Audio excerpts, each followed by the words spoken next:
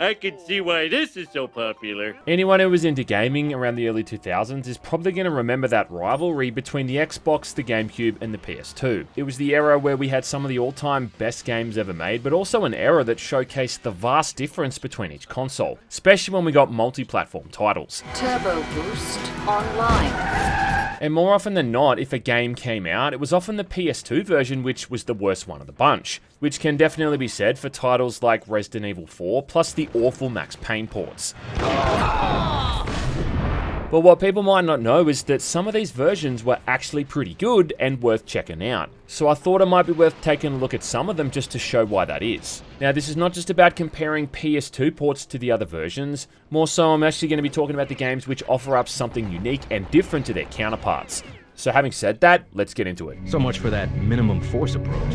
Ion Storm's Deus Ex is rightfully regarded as being one of the best RPGs/immersive sims ever made, letting you play as everyone's favourite vision-augmented agent, Mr. J.C. Denton. Mr. J.C. Denton, in the flesh. With a story involving government conspiracies and secret societies hell-bent on world domination, all centred around a pandemic virus. It was part action, part drama, but all comedy. Oh my god, JC, a bomb! A bomb. And if you can look past some of the dated mechanics, it's still pretty enjoyable to play through. It's one of those kind of games where you only really get out of it what you put in. If you just try to run around shooting everything, you probably won't get too far, but take your time to talk to NPCs and explore the areas, and you'll uncover alternate ways to approach almost every single obstacle. Interesting. Plus, it's possible to beat the entire game without technically killing a single person. Didn't think you'd have a choice. All topped off with one of the all-time best soundtracks ever.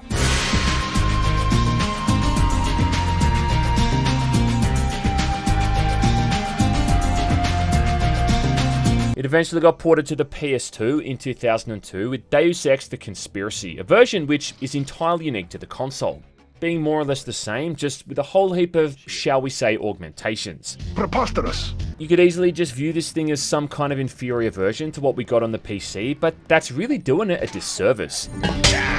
Because they've clearly put a lot of effort into making sure those mechanics and features all integrate properly onto the new platform. Good thinking. So the first thing we notice is that opening cinematic, because this time, instead of it being in-engine, it's now completely pre-rendered with improved graphics, lighting, and camera angles. As for the gameplay, you'll notice this version has an entirely new user interface, which actually works surprisingly well and does a great job of condensing down all of those features that were originally designed for a mouse and keyboard. You can pause the game to go through your inventory, broken up between weapons and items on the left side of the screen, and then augmentations and skills on the right. And then even select which items you'd like to have for quick scroll, so you don't have to spend all this time scrolling through every single one of them to get the one you need. Instead of your health being broken down into individual body parts, now it's just this one giant health bar, which does take away a lot of the depth of the injuries in the original game, like how you could injure your legs and be unable to move, for instance, so it's definitely a more simplified approach, but that really just seems to be the aim of this port to begin with. Speaking of that too, shooting weapons is a whole lot easier now as well, due to the auto-aim system being a lot more forgiving. Plus, that additional manual aim mechanic also helps for trickier shots. Instead of needing to equip the nano key anytime you want to get through a locked door, doors are now just going to unlock automatically if you've found the right key. And with logging into computer terminals, you don't need to do this manually anymore. You just automatically access a computer as long as you found the login details. Despite all of this though, you still do have to remember that this is going to be a very clunky game to get into. And compared to the shooting and the stealth mechanics of other games from around that era, it's definitely not of the same caliber. But if you can look past that and appreciate those other elements, which really makes Deus Ex the sum of its parts, I reckon this port still does it justice. Is that so? The main thing I think is just the performance, and as you'd expect, due to those technical limitations of the console, some of the environments had to be broken down into smaller chunks. Like that opening level at the Statue of Liberty, for instance, is now split into 3 parts, whereas on the PC it was all just this one big giant area. The layouts for Hell's Kitchen and Hong Kong are also entirely different, which is kind of confusing if you're used to playing that on the PC. And in fact too, I think Hong Kong probably suffers the most in that regard, simply because this area has the worst frame rate drops in the entire port. And because you're constantly hitting loading screens, it keeps cutting off that awesome music before it can really get going. You should have been more careful. What is also kind of funny about the visuals is that this version has the worst off looking textures overall, but then weirdly better looking character models. What's the problem? I mean, as an example, you can actually see JC's eyes behind his sunglasses, but then he somehow still looks blurrier and less detailed than his PC counterpart. Thanks. Maybe I'll check that out. But overall, this was just a really solid port, and most importantly, it captured everything that makes that original game so good. That being the story, the writing, and of course that superb voice acting. Mr. J.C. Denton, in the flesh. And it's still a damn sight more fun to play through than The Fall. On vacation? Let's just wait for Russ. Right, so next up we got the PlayStation 2 port for Half-Life, developed by none other than everyone's favourite punching bag Gearbox Software in 2001. They're waiting for you, Gordon. In the test chamber. And much like the PS2 port for Deus Ex, it would be kind of easy to just dismiss this thing as an inferior version, but it actually does have quite a bit going for it. For starters, I just think it's really impressive that they even got it working to begin with, especially when you consider that the PS2 had a grand total of 4 megabytes of video RAM, and yet despite that, it's easily one of the better looking and running first-person shooters we ever got for the console. If you've played Half-Life before, well, then you should kind of know what you're in for, and nothing much has been changed in that regard. You're still playing as Gordon Freeman, who ends up having the absolute worst day at work that anyone's ever had, when he accidentally opens up a portal to an alien dimension. As a result of that, you'll fight aliens and humans alike as you try to escape the bowels of the Black Mesa facility. And it is kind of hard to really ascertain whether or not it's the port's quality or just that timelessness of Half-Life's campaign shining through, but either way, I still found this really fun to play, and a mostly seamless experience. Plus, all of these additions and modifications they've added in offer up something for even those veteran fans. The first and most apparent thing you notice is that this version uses HD models which are similar but not exactly the same as the ones they added in with Blue Shift. I've said this before and I'll say it again, but I'm still not entirely sold on these, only because I just don't like how it completely changes what some of the weapons are. I mean, the MP5, for instance, is changed to an M4, and the Glock is turned into a Beretta. But if nothing else, it does kind of make this version seem more updated than the original game. Speaking of weapons, there's now a handy lock-on system when firing, which makes combat much smoother with the controller. Plus, it also just has a surprisingly stable frame rate, which is pretty damn awesome considering how terrible performance on the PS2 could often be. But the best feature this version has by far is its co-op campaign, Decay, where you get to play as either Gina Cross or Colette Green, the only other two people at Black Mesa who are lucky enough to get a HEV suit. And if you've ever wondered where those other two suits went during the prologue of the game, well, here's your answer.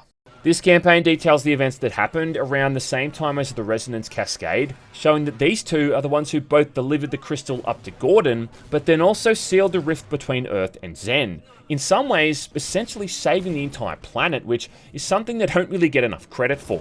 And overall, it's a surprisingly complex campaign, where you actually need to work together to get past some of these obstacles. The only thing that ever really threw me off about this version is that it doesn't have any autosaves. Now in the PC version, whenever you entered a new area or went through a loading screen, you'd often get an autosave at the same time, which was handy because when you died, you didn't really need to worry about losing too much of your hard-earned time. On the PS2 though, and probably just for the sake of performance, you don't get any of that.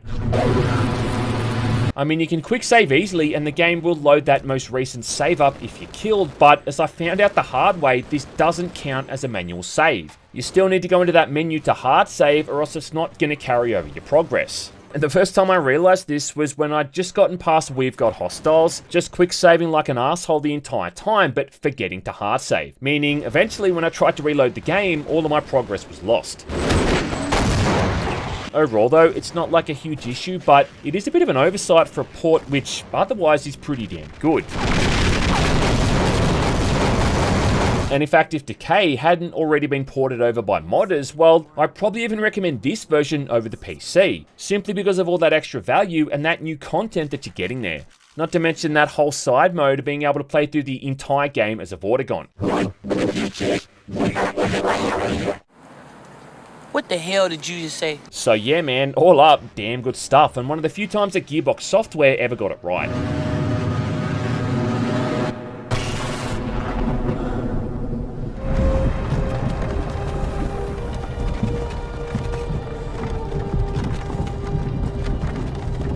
Now, I'll take any excuse I can get to talk about No One Lives Forever. It's one of the most underappreciated first-person shooters of all time, with a cool protagonist, a stylish aesthetic, and genuinely funny writing, all brought together in a 1960s setting.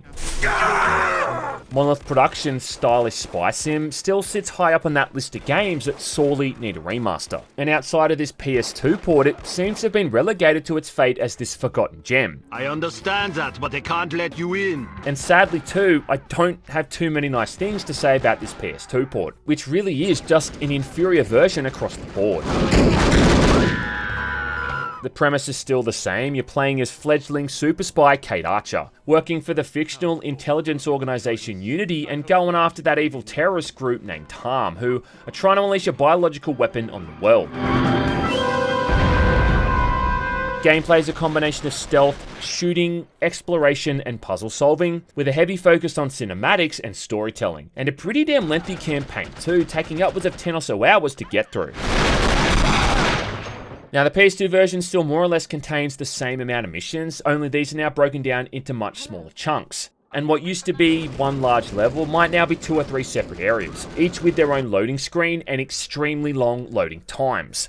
Along with that, there's also like a whole bunch of visual downgrades, obviously like the textures and modeling for characters, even through to more incidental changes, like the Zippo lighter not actually functioning as a light source anymore. Oh, come on, be nice. There's also no quick save option either, making some of those stealth missions where you got to remain undetected really tricky, not to mention frustrating.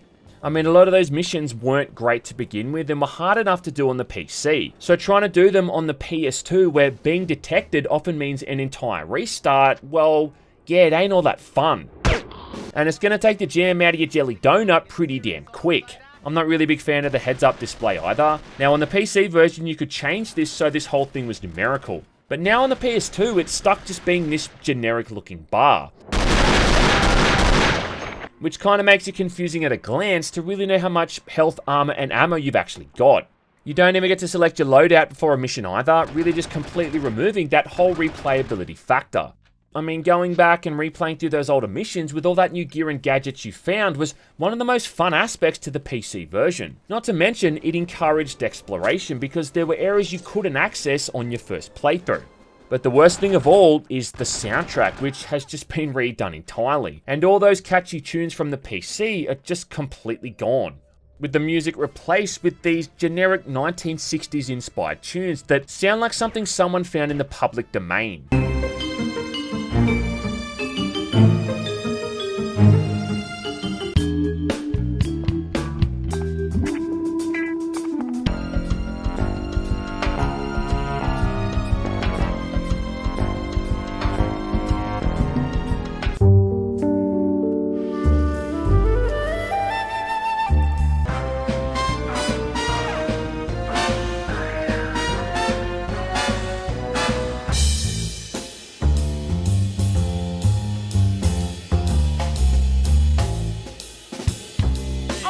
Hold it! What the hell is that shit? The only unique content the PS2 port offers is a bunch of flashback missions set 9 years before Kate started working for Unity. And all up, there's 3 of these speckled throughout the campaign, which usually happen each time Kate gets knocked out.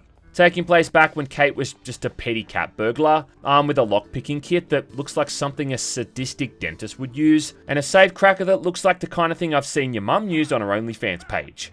And look man, I don't mind getting a bit more of Kate's backstory, but these really are nothing to write home about. I'll keep that in mind. For the first one, you're just moving through the streets at nighttime, stealing people's belongings and trying to avoid the cops, and then it's over in about 5 or so minutes. Then for the second one, you're now in a pub, sneaking around and cracking open a couple of safes to steal the contents inside. Now I just have to get out of here in one piece.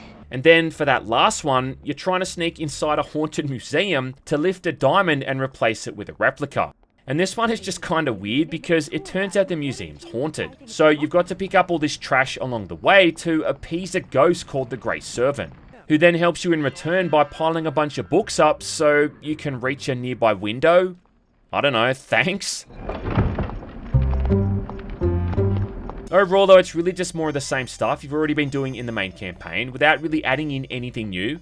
I mean, if there was some kind of scene they added in where it shows how Bruno met Kate for the first time or went into a bit more detail on how she got recruited by Unity, you know, that might have been interesting. But instead, they're just these weird disconnected chapters that feel completely out of place. Righto.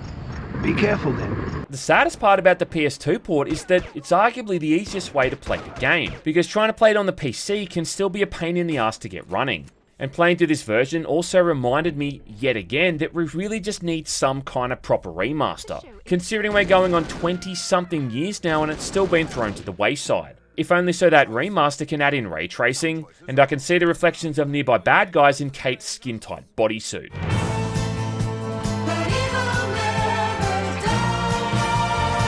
Certainly not. Now, it's pretty much widely agreed upon that one of the best console ports for Quake 3 is the one they made for the Dreamcast. But what most people probably don't know is that there was also a completely unique version called Quake 3 Revolution, released for the PlayStation 2. And this is actually a really interesting version of the game, being a combination of Quake 3 along with the expansion pack Team Arena, adding in a bunch of new game modes and weapons like the proximity launcher, the nail gun, and the chain gun, which is again absolutely broken as fuck.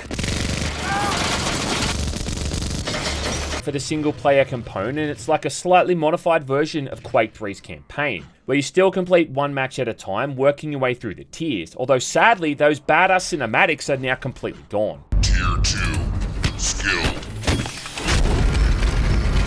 The bots still get progressively nastier the further you get as well, with Phobos still being an absolutely early game filter. 1 frag left. Plus, instead of there being 4 maps per tier, it's now 5. And instead of being able to choose from a couple dozen characters to play as, you can only now choose from 5, with each having different stats for health, armor, attack power, and movement speed. But what's kind of interesting there is that each time you make it to the next tier, that character gets an upgrade to one of their basic stats, along with unlocking a brand spanking new outfit for them to use as well.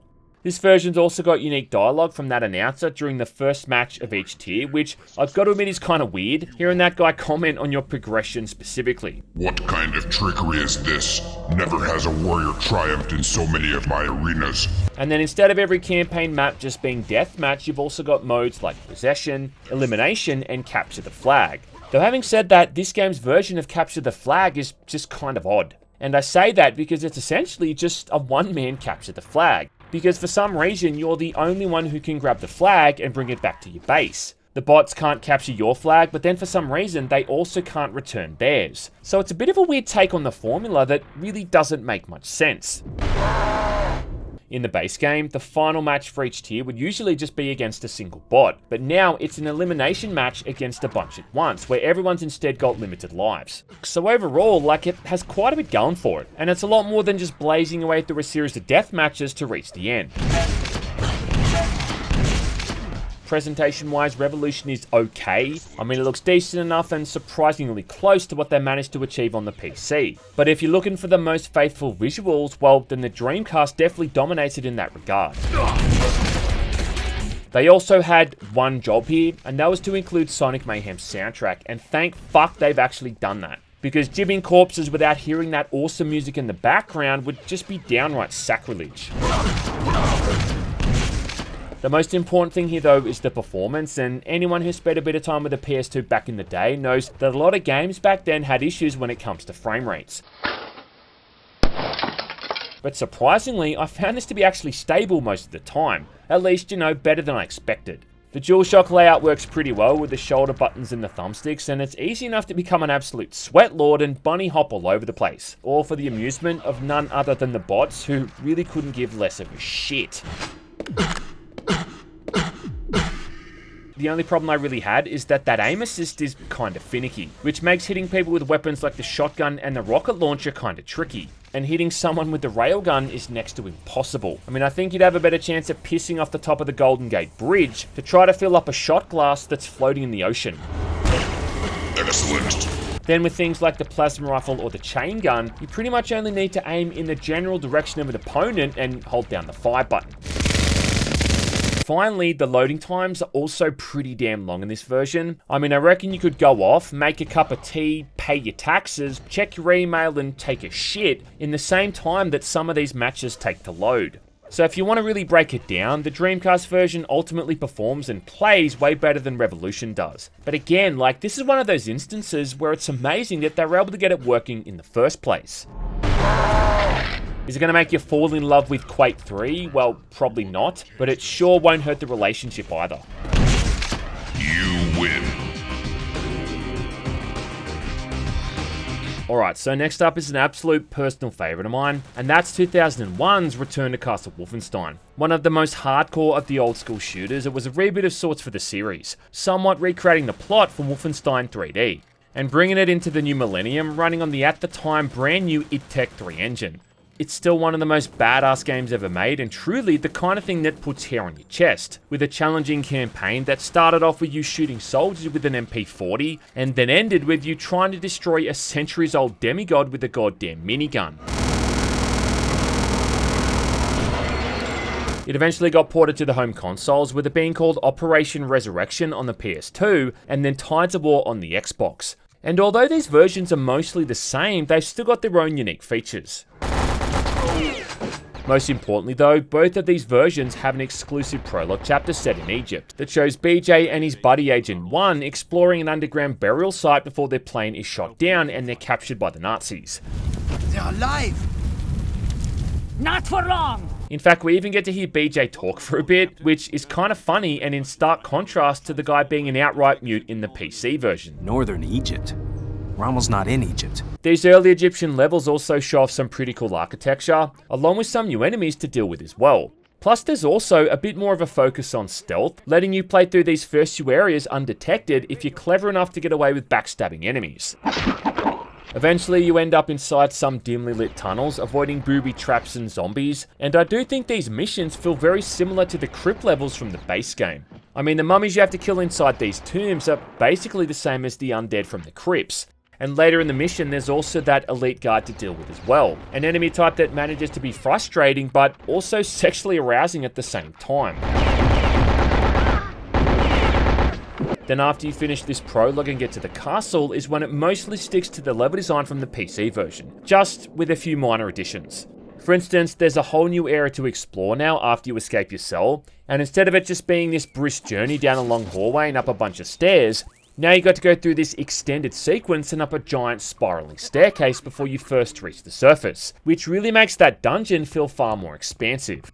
Later on too, when you get to the village, the layout of this area has been modified as well to include some new objectives. And there's also like a whole new mechanic here where you can earn upgrades for BJ after finding a certain amount of secret areas.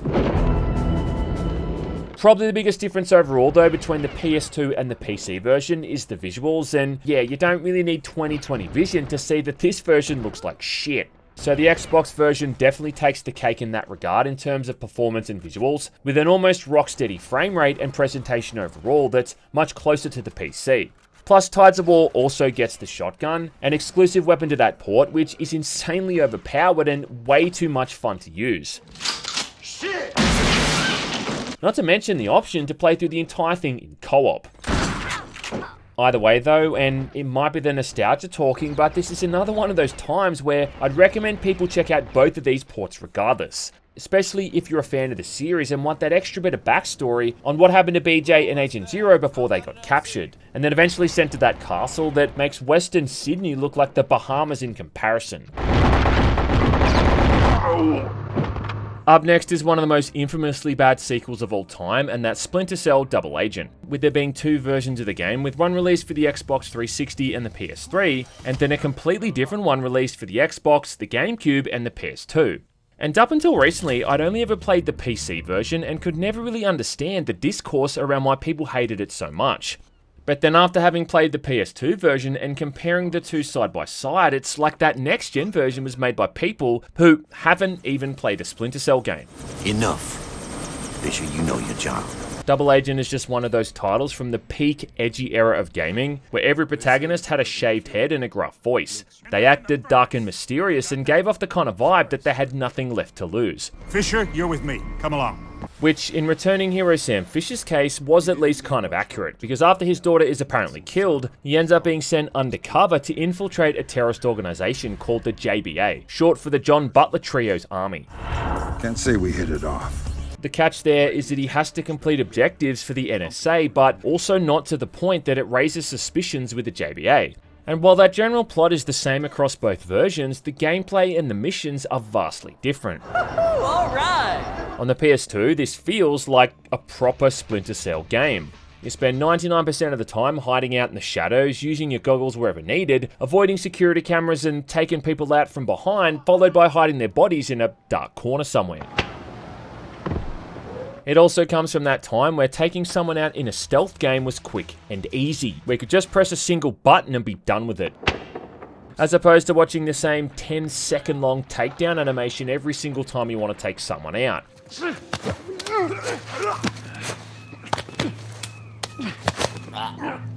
Missions feel like they offer up experimentation, and it brings back a lot of those iconic moves, like being able to do those Jean-Claude Van Damme wall splits and drop down on unsuspecting sentries.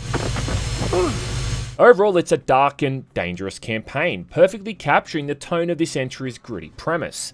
Then on the other hand, when you play it on the PC, you spend most of the missions sneaking around in broad daylight, where staying hidden seems like a bit of an afterthought. And even the few times you are in the dark, it doesn't seem to matter anyway, because enemies still spot you almost instantly. Hey! Out of the restricted area now! The PS2 version on the one hand offers up not only a visual meter, but also an audio meter, letting you know just how visible you are, along with how much noise you're making. Then on the PC, you've just got none of that. And as far as I can tell, detection is almost based entirely off line of sight. But then attach yourself to a wall and you may as well change your name to the Predator, because enemies suddenly can't see jack shit, even if they're standing right on top of you. What was that noise? An early mission has you sneaking around in a blizzard, and you'd think that that'd give you some degree of camouflage, but enemies still just spot you through it regardless, and it makes no sense. I actually thought maybe like the PC version had glitched out or something, like the shadows weren't loading in properly, because I know this version in particular is rife with bugs and errors. No, seriously, this PC port is beyond broken. Hey! Hold it steady up there!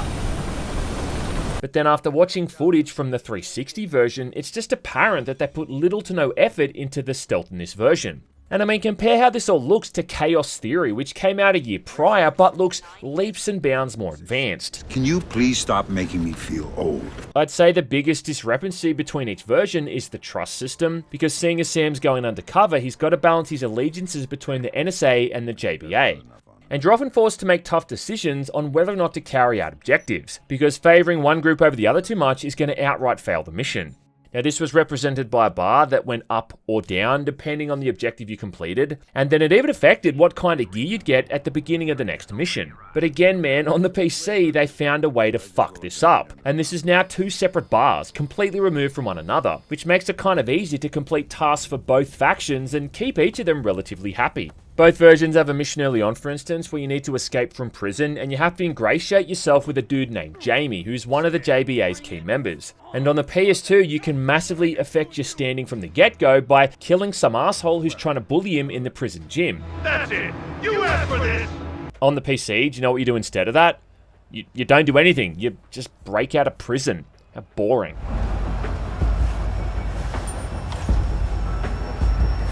But the best example of this is during a mission where you have to set off a bomb on a cruise ship. A bomb which Sam's told is going to roughly kill 2,000 people, right? And you need to decide on the spot whether or not to let it go off, or instead upload a virus to stop it, with your choice heavily affecting which side's favour you're going to gain, not to mention the ensuing cinematic. This better be the right call. On the PC, you can plant the bomb, but then also just upload the virus right after, with no points lost, completely removing the moral implication of Sam killing 2,000 innocent people for the so-called greater good. Whatever you were doing, what exactly were you doing, Sam? Just kind of feels like there's no weight to any of your actions in this version, making that trust system just kind of redundant. About the only thing I like on the PC is that using the mouse wheel to adjust your movement speed is a lot easier under pressure, as opposed to the sensitivity of the thumbstick on the controller. Plus, I do think the time limit during the missions in the JBA headquarters adds some much needed urgency. But really, I mean, that's about it, and it's kind of easy to see now why this version of the game got dragged through the mud so much. Obvious my ass. Honestly though, like, other YouTubers have gone into far more detail covering this one than I ever possibly could, so if you really want to explore that iceberg that is the dogshit next-gen version of this game, then I highly recommend going off and checking some of those videos out. Wait your turn, Fisher. There's enough beatings to go around. I always cut in line. Now, one of the most popular Star Wars games ever made has to be 2008's Force Unleashed, developed by LucasArts and released for the PS3, the Xbox 360, and the PC. It was meant to be the ultimate power fantasy, letting you play as a ridiculously overpowered Jedi, who could blaze through platoons of stormtroopers with ease and pull entire Star Destroyers out of orbit. Also telling an at-the-time canon story which took place before the events in the fourth film. Yes, my master. And for the most part, it succeeded at pretty much all of that, despite some horrendous controls and crappy boss fights. And as someone who only ever played this version, I was surprised to discover that there's an entirely different one developed for the Nintendo Wii and the PS2, a version which a lot of people again seem to say is the superior one. And after having played it myself, right again after I finished it on PC, I'm inclined to agree. So? Well, are you better than me? Well, I never met you, but yes. The PS2 version more or less follows the same story. It centers around Galen Marek, aka Starkiller, who's basically abducted by Darth Vader at a young age and trained to become an assassin, with the plan being that at some point in time he's going to help Vader kill the Emperor. There are more tests you must pass. The game still opens up with that insanely cool prologue on Kashyyyk as Vader, where you're going around in more or less God mode, easily murdering countless Wookiees, with the only difference being that this whole thing takes place at nighttime now instead of day. I have no interest in your failures, Commander. I have no interest in your failures, Commander. And in what's an even cooler attention to detail, the stormtroopers from the PC version are now replaced with clone troopers, which is more in line with the lore and shows off a focus on those more minute details. Which is really what this version of the game is all about, because in between a lot of the main missions, Galen ends up going back to the Jedi Academy a few times, which is really just kinda cool, being able to see it after Order 66 and how the whole place is now in ruins. But also because it shows off more of his struggle between the light and the dark side of the Force, as he's still unsure where his allegiances lie. You lack focus. You're easily distracted. Overall, it just tells the same story, but it does it in a more mature way. For instance, that whole side plot of Galen's traveling droid companion Proxy trying to constantly kill him is instead completely done away with, which was something that always kind of felt out of place in the other version. Ah, Master! Another excellent duel! And really only served as a means to shoehorn in one of the most blatant bits of fan service ever. Gameplay-wise, it's pretty much more or less the same, with similar moves and combos, only the inputs required for these are far less, with it only ever requiring maybe 2 or 3 inputs, whereas on the PC and the PS3 it was upwards of 4 or 5. Also, there's no heavy attack now either, just a standard one. But the biggest change, I think, is that you get Force Lightning from the very first mission, along with Force Repulse, and you can go full Palpatine mode with the Lightning now too, holding it down for a good 5 or so seconds when you found enough of those Force power upgrades. For some reason though, you can't charge up Force Push anymore outside of specific moments when you have to use it. But then there's also some new tricks that are exclusive to this port, like being able to pick up laser turrets with the Force, which then hover over your shoulder and attack nearby enemies. There's new moves as well with Force Maelstrom and Force Pummel. Maelstrom charges up this super huge energy blast which knocks everything back, and honestly becomes one of the best powers in the entire game. And then Pummel holds an NPC in the air and then lets you batter them with nearby props, which I gotta say is incredibly unsportsmanlike. Speaking of props as well, it also seems that picking up objects with the Force and throwing them along with other NPCs is a lot easier now too. Though it should be said that this version does lack the pure lunacy with the Euphora physics engine that we got on that next-gen version. I even just kind of like the fact that Starkiller holds his lightsaber properly, you know, instead of holding it backwards like a complete edgelord, which really was the Star Wars equivalent of holding a pistol sideways when firing. And look man, I know that 14-year-olds probably thought that that was the coolest thing they'd ever seen at the time, apart from Sasha Grey, but there's no way you can convince me that that's a good combat strategy to hold that thing away from your body like that. They definitely handle the way your powers scale up better during this campaign too, with your health and force bar almost taking up the entire top of the screen by the end of the game. Though I will say that it does have a weird way of handling death, where instead of losing all your progress, you instead don't seem to lose anything, and just respawn nearby, apparently none the worse for wear. But why?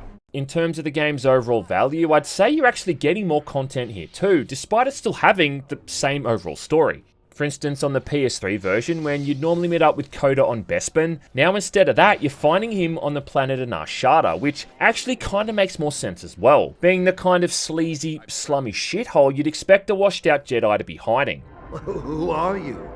A bounty hunter? And then later on in the campaign, you do go to Bespin just for an entirely unique mission. But the best bit about this version is that it does away with that god-fucking awful sequence where you've got to pull that Star Destroyer out of orbit. Yes!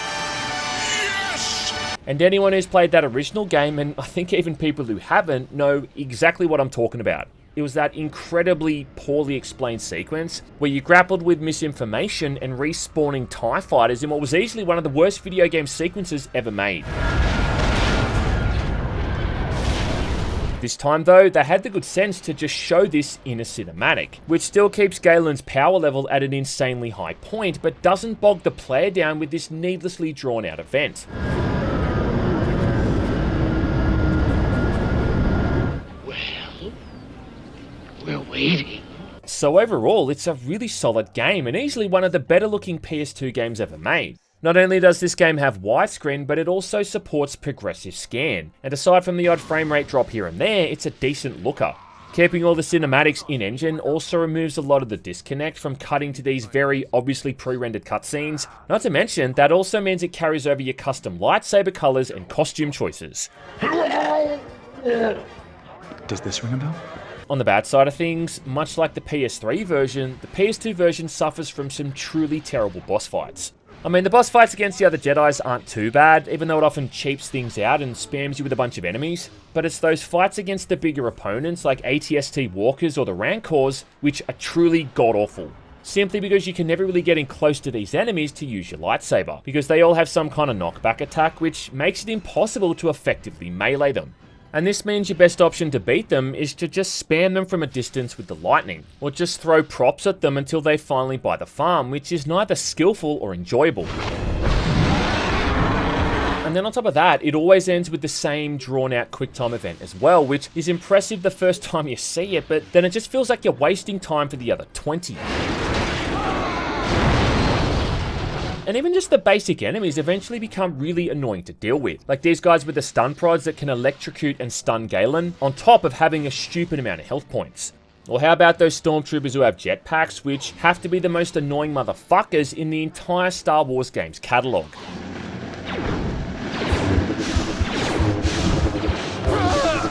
The only other downside is that this version doesn't have multiple endings, or the bonus of DLC to add in those what-if scenarios if Starkiller actually took over from Vader. But overall, I'd still say this is the best version of the game, simply because everything seems to come together more cohesively. Sometime soon, you will decide the fate of the rebellion, not your master. I lied. So yeah, dog, on the PS2, the Force is definitely strong with this one.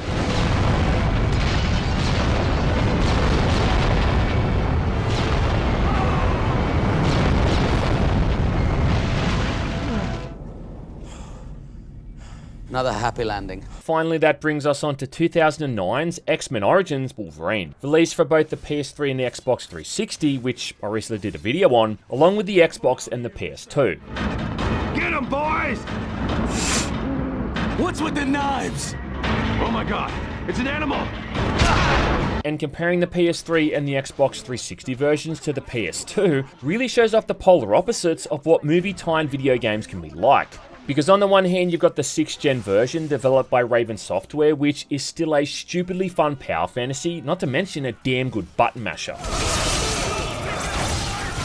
Then on the other foot, there's the awful Xbox and PS2 version, which is just an astonishingly bad game across the board, developed by Amaze Entertainment. Named Amaze because it's amazing to think that someone would ever give them funding to make games in the first place.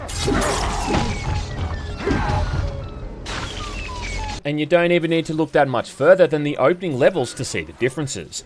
I mean, on the PS3, this opens with an insanely over-the-top flashback sequence in Africa, where within a few minutes you've pulled the chopper pilot out of the cockpit and shoved him into his own rotor blades. Woo! You know you did. It's fast, violent, and fun, and it sets the tone for what you can expect for the next 5 or 6 hours. On the PS2 though, it starts off with what could best be described as lumberjack genocide, where Logan is trying to get back to his girlfriend whilst being attacked by literally dozens of axe shotgun-wielding hillbillies along the way. Oh, is someone here gonna give me a fight? Who all have this hilariously bad dialogue where they repeat the same 2 or 3 lines over and over. You ain't so tough. You ain't so tough. Like commenting on how much blood there is, you know, despite the combat lacking any blood whatsoever. There's so much blood. From there, the plot more or less stays the same between each version, with Logan getting into a fight against Victor, then having his skeleton infused with adamantium, and subsequently having to escape from the Alkali Labs. It's just that all of this is done objectively worse. I'm sorry! I'm sorry! I mean, the lunge, for instance, which was a really fun and easy mechanic to pull off, is now much more clunky here and has a longer animation, making it tedious as opposed to enjoyable. There's a whole bunch of different combos they've added in now, but most of them don't even register half the time. Not that it even really matters, because you can easily get through most fights by just mashing the X button over and over. And even still, like, enemies will often just interrupt these combos anyway, somehow ignoring sharp metal claws being swung in their face and just hit you right through them, ruining any chance of smooth or flowing combat you ever might have had. Rage mode doesn't even seem to do much of anything either, outside of just letting you do slightly more damage, making that a near pointless feature as well. I will say one thing though, and that's that both versions are guilty of reusing the same mini-boss type enemies over and over. But in the PS2 version, this is hands down worse, with these guys being even more annoying and really just ganging up on you and trapping you in the corners.